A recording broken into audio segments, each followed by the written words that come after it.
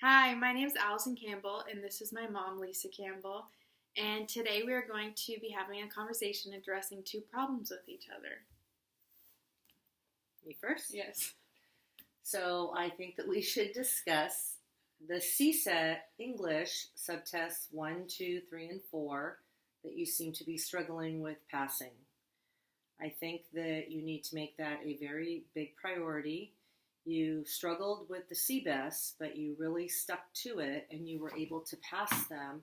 And I feel that I know you're smart enough and I know that it's very hard, but I think that if you put your mind to it and dedicate the time, that you can be successful with it. I agree with you. It's just hard to find the time to study. And once I do study, I feel like I memorize my notes. And then once I have my notes memorized, I go in and I take the test, and my notes and the test don't match up. So do you think that maybe retaking the live class would be helpful? Or do you think that reading one of the books that I ordered you would be helpful? I feel like if I were to retake the same class that I did, it would be a repeat of the same information I already learned. And I'm not sure if I need to relearn that information or if I need to learn the other information that is on the test. Okay, what about if you did flashcards? Maybe you should scrap your notebook and start from fresh with one of the books that you have, because maybe when you were taking your notes, you misheard or wrote it down wrong. Yeah, I just don't know what exactly is the right or the correct information for each test that I need to know. Because it is a wide variety like the writing, you could be given any prompt, so it's kind of hard. I don't know what I would really need to study for the writing.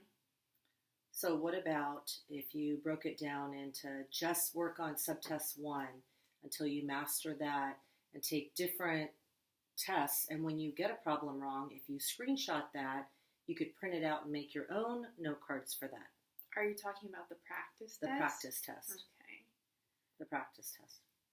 Yeah, I could take the practice test and focus on one subtest at a time and figure out what exactly the questions are that I'm missing, if it has to do with dates or if it has to do with authors or what it has to do with, and try and find a Quizlet or maybe some of my notes that match up to that category of questions. Do you think that one-on-one tutoring would help? From the tutoring in the past, I don't think so, but maybe if I used the tutor that taught the 2-day course, it might be more helpful. Okay. But I feel that I learn better on my own and study better on my own using my own notes rather than having someone talk and tell me the information. I feel like it just goes in one ear, out the other. Okay. Well, I think that maybe if you did a study buddy too, it might help. If you talk to another one of your classmates that's maybe taking it, if you could go to the WeWork Center and quiz each other or see where they're stronger, because some of it you're doing a great job at, but others I just feel like you really need to reinforce it. And I think that you should definitely take the information and a book with you, and every time you're somewhere and have a break, you should spend it studying. Yeah.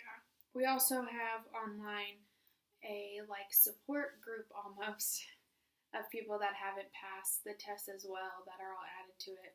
But I haven't noticed really that anybody posts in it or messages anybody or writes anything in it.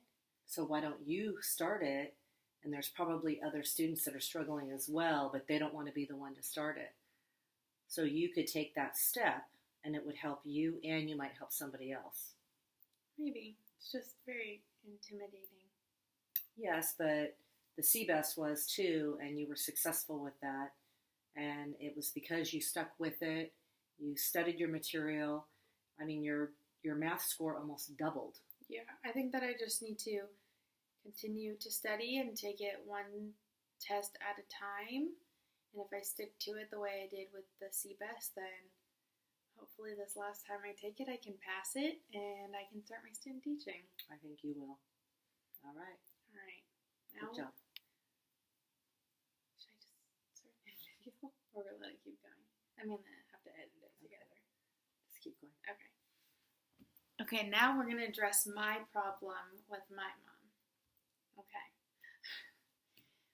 So, Mom, I get you love to do your grocery shopping online because it's super easy and convenient for you at work, and it gets delivered to our doorstep, and then I put it away for you before you get home, so you don't have to deal with going to the store, parking, carrying the groceries into the house, putting them away, nothing. But what I notice is we do get a few grocery deliveries a week. We're having multiples in our refrigerator of the same things. Some things I even noticed we had 3 of. And I also noticed with our fruits and vegetables, the ones that sit out, I feel like we'll buy some and we don't eat them, so then they go bad, and then we just buy some more, and then some more, and then I feel like they just go bad before we eat them. And I'm just trying to figure out another way we can do our groceries so our food doesn't go bad and we aren't having multiples of things. Okay, so what I do when I'm at work for the convenience is I log in to Amazon Fresh, and the first thing that pops up is my past purchases. And as I'm going through the list, I'm seeing things that you and your dad and your brother like, so I'm thinking, oh, I need bananas because I know that somebody's going to want a banana. So I buy 5 bananas, and then when they come, we throw the 4 bad ones away, but then there's a banana in case somebody wants one. And with the fresh vegetables, I definitely agree. I think that the vegetable drawer needs to be revamped. Maybe we need to put dividers in it or something. Or you could just take over the grocery shopping, and then I'll stay out of it. I don't want to take over the grocery shopping, but I will keep an inventory list, and maybe would it be better if I wrote down maybe what vegetables we have on the fridge on a whiteboard, and then we could say which ones are good, which ones are bad, which ones we need to buy, which ones we shouldn't buy. That's a good idea. I definitely like that. And then maybe same with like the proteins, can write that down, what's good, what's bad. And maybe the stuff that we have that's good, like how long it's until it expires. We know, like, okay, we've got ground beef, but it expires in 3 days. Are we going to use it before then? And if we do and we're going to need more, then you can see that, and I'll text it to you. I think that's a great idea. Maybe every day. Every day? Okay. I just am afraid that we're going to run out of something, and then I'm going to hear, oh, we don't have coffee creamer. Oh, Mom, there's no avocados. And I'm trying to stay on top of it, but I do know that it's a big waste. It's wasteful, it's expensive, and I would like to come up with a new plan. So if you want to do that, and I do appreciate the help and you making like the 3 salsas into 1, I appreciate that. Yes. Because I do know that I do purchase the same things, but I feel like it's better to have 2 than none. That is true, but then I felt like there's a lot more that we're throwing away than we're eating.